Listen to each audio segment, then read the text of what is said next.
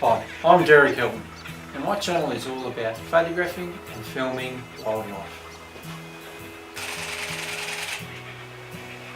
Now, what have I got in store for you today? Let's take a look. Well, hi and welcome to my office. I'm 3 metres above the ground, sitting on a platform, and the reasons why I'm up here for, we'll talk about a little bit later on. But at the minute, I want to talk to you about the digital world. What an amazing adventure it's been for me. I'm sure it has for you as well.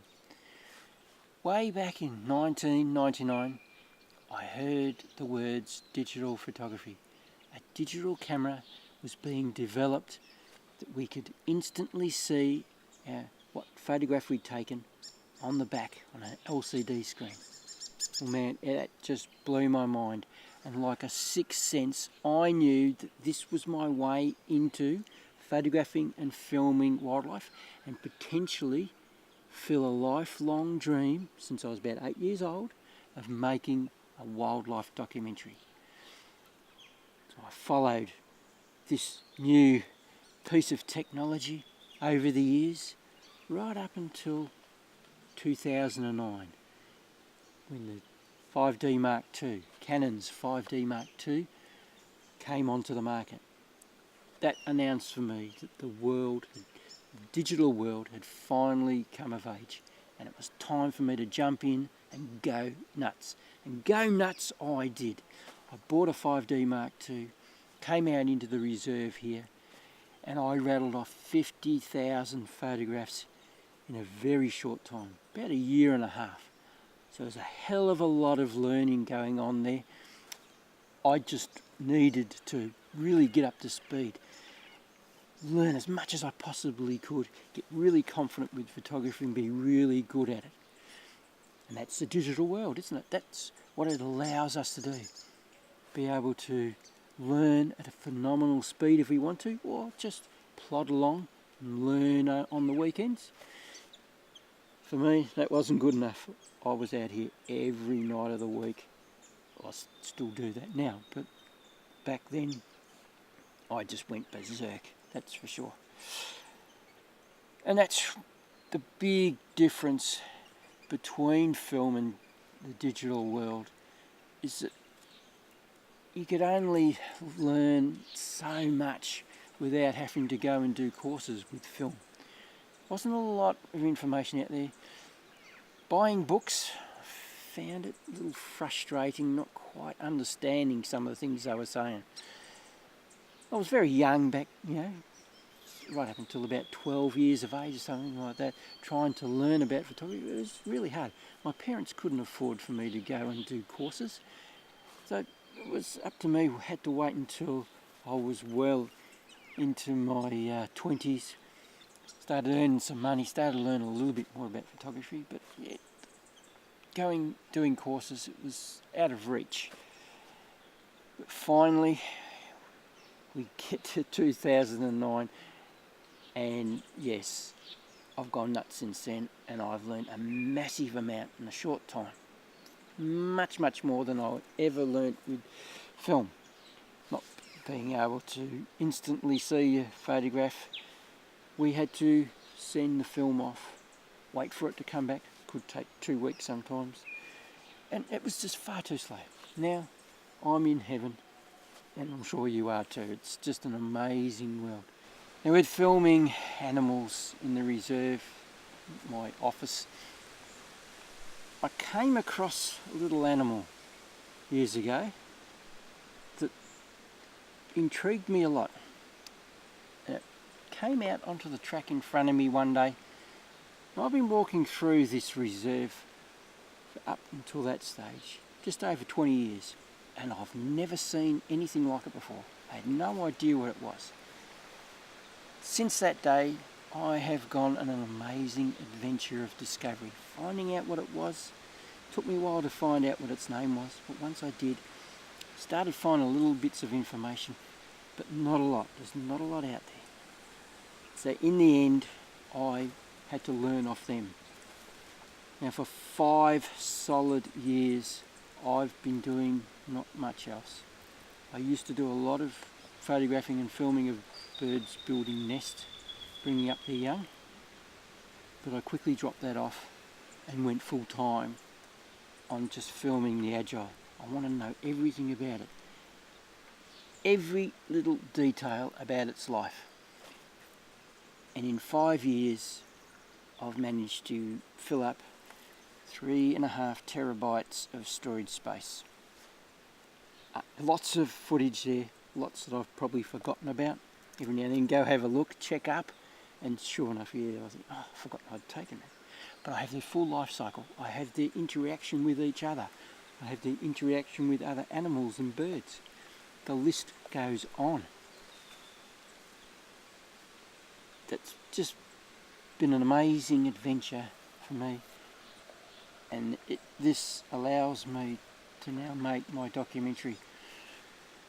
This little nesting box and the platform, the reason why I'm up here for talking to you.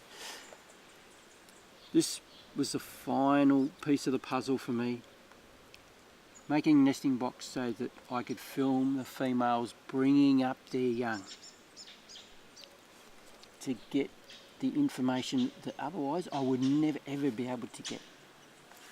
Now I'll just talk about the nesting box for a minute. Found a log that suits the Agile perfectly. Hollow, there's a nice little hole at the front. Because I've been studying them for so long, I know what they like to nest in, and this fitted the bill perfectly. So that I could film them properly, I made a fiberglass top with a lid on it to keep it all waterproof. Now inside, under the lid, I have my trail camera giving me information 24 hours a day. Without this, I wouldn't have learnt nowhere near as much as what I have. I can't be here all the time. So this does it for me when I'm not here. Watching the female come in, go out, gave me the information about when the babies start to come out of the nest. The little nest down the bottom, built with gum leaves, dry gum leaves, nothing else. Quite a solid structure of a nest. It's dome shape with a hole at the side. Yeah, the information that I've got from this little trail cam is amazing. $200, what an investment this has been over the years. Awesome. Right, so they're not good quality. It's not something that I can use on a documentary, but it's good information to make me more of what I've been trying to achieve with the Agile, is become a professional at their behaviour and all these sort of things. It's not only for that though. It's not only for trail cam to give me that information. I put my camera on the top here, the video camera that you're looking at me through right now, the UX 180. Fits on the top there. I have a hockey strap to tie it down so it can't fall, and just to make sure when I am packing up or getting the camera set up, I put a safety belt on as well. Have these little tabs at the side for the hockey strap to go into. But nice and comfortable standing on the platform, filming them whenever they come out. It's just been amazing. The footage that I've got is just beautiful and sharp. Last piece of the puzzle, finding out how they go about living inside this nesting box. Been amazing. Right, so I learnt a lot while she was bringing up young about how this nesting box should be working. Had some problems, especially with audio. The fiberglass is only thin, so I'm picking up a lot of noises from the camera itself, especially a very loud fan, which the UX 180 has. Now it seems to be that most video cameras these days that are 4K have a very loud fan, a bigger fan, because there's a lot more heat come off the sensor and the chip when we're using 4K. I had to combat that somehow. Right, so the female was bringing up the babies in here, Possum I called her.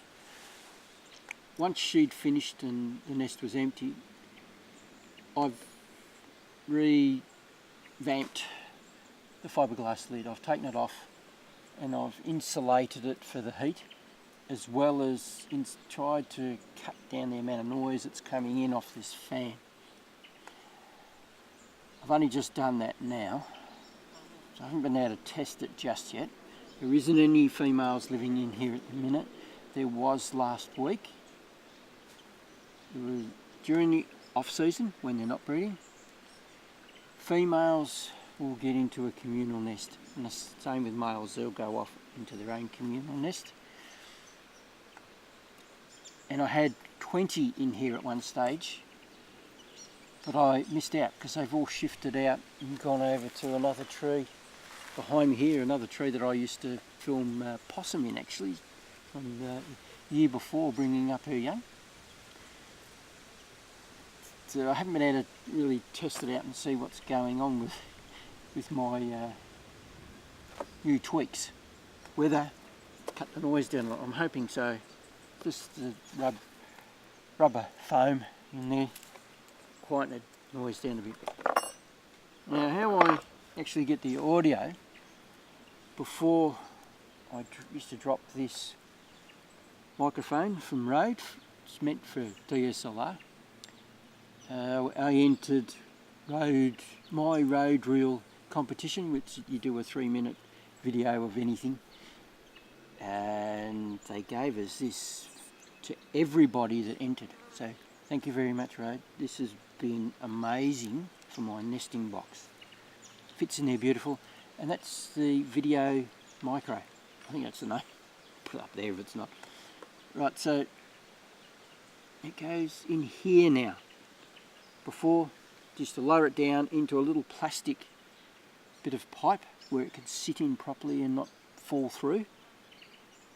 Wasn't working for me very well. The camera could see it, and yeah, I just wasn't far enough down or picking up noises from the camera. So I've drilled a hole in the side here and placed it in. 2 sizes. We have a different size for the front part. So I made that so it just pokes out of inside, very close to the nest. It's about 4 inches above the nest now. This will give me a lot cleaner audio, I'm hoping. We'll see how it goes.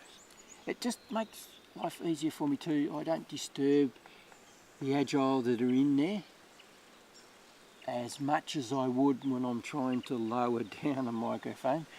You know, they'll get shit scared and they're hissing and carrying on at me, so yeah, this will be a lot better. Much less intrusive. Just put the cork back in after I'm finished, keep it waterproof. Alright, that's enough, I think, of talking about me and what I've been up to over the years and how digital photography, the digital world, has helped me achieve a lifelong dream. Now if you'd like to subscribe, you'll get notification whenever I do anything else. I could be anywhere around Australia. I do go on holidays and I do filming. In March I'm going over to Tasmania, be driving all the way around, filming it as I go, doing some stuff for YouTube. So hopefully I can entertain you guys with that little tour of Tassie. And if you'd like to go and have a look at all the things I've been doing over the years, click on my icon down below, take you to my channel. But just remember, if you don't do, you don't get. So get out there and start photographing and filming wildlife. So yeah, now I just got to get down off this bloody platform without killing myself.